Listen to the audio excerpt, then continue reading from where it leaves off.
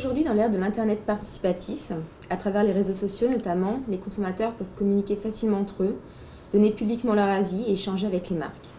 Quels sont les différents avantages que ces dernières peuvent en retirer? Je crois que d'abord c'est une formidable opportunité. L'Internet aujourd'hui est un laboratoire où l'on peut effectivement scruter et regarder ce qui se passe et ce qui se dit bien évidemment. Si j'étais un peu provocateur, on pourrait dire que c'est un peu des focus group in vivo.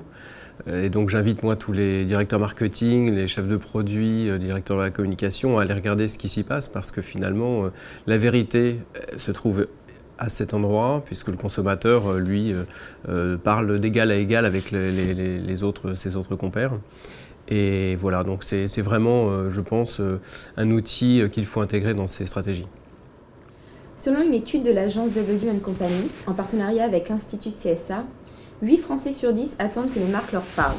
Et pourtant, très peu d'entre elles sont perçues comme étant en conversation. Seulement 14% selon cette même source. Comment expliquez-vous ce phénomène ?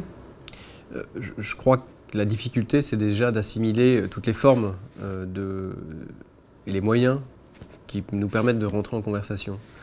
Ça va à une vitesse dingue.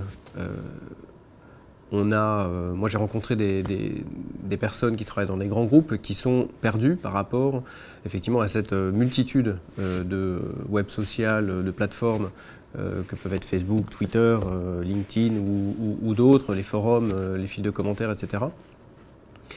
Et finalement, on a toujours tout de suite envie, quand on veut se lancer sur une stratégie de conversation, on veut tout de suite effectivement appréhender tout.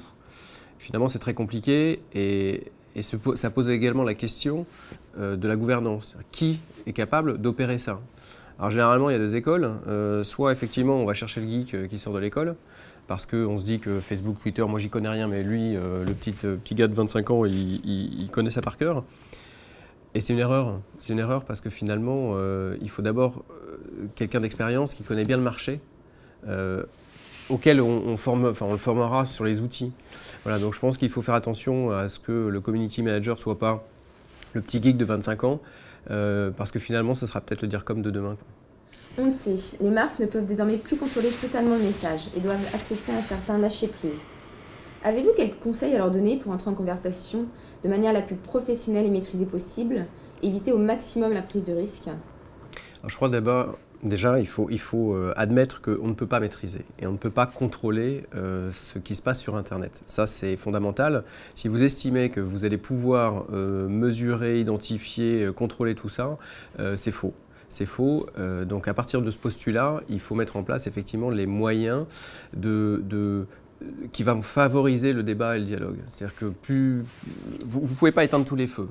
Donc finalement, est-ce que vous n'avez pas plutôt intérêt à en créer un et pour essayer au moins d'identifier un pôle de convergence où les personnes vont vouloir converser entre elles et avec vous sur Internet.